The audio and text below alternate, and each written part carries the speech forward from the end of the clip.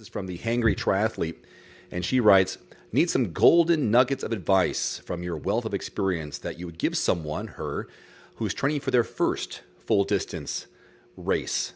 And I did a follow-up asking them, to be more specific, but Wendy does have some nuggets of advice for your first full and long distance triathlon / Ironman.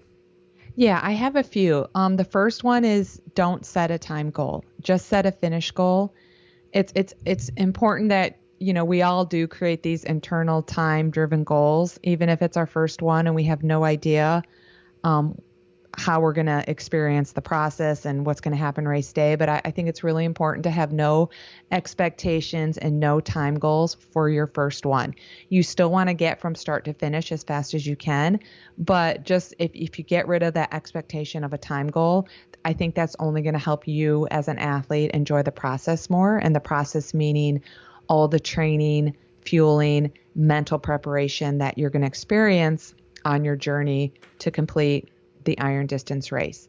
Number two is if you're going to follow a training plan or if you have a coach, trust the plan, trust the coach, and try to get rid of all the distractions that you're going to see on social media or that you're going to read, because there's so many athletes out there that want to share their advice.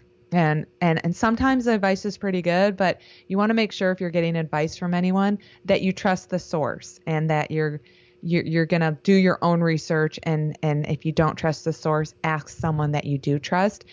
When I started triathlon in 1992 and I did my first Ironman in 1997, there was none of this social media stuff. There was really not a lot of information out there. So I had to learn by doing. I had to learn by trial and error.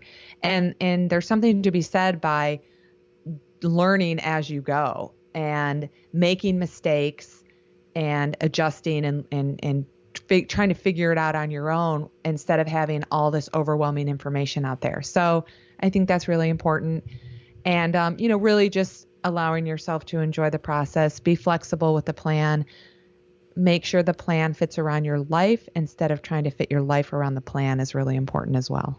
This is so appropriate. Go ahead. I'm sorry. Right. And when it comes to actual race day, it's all about fueling and pacing.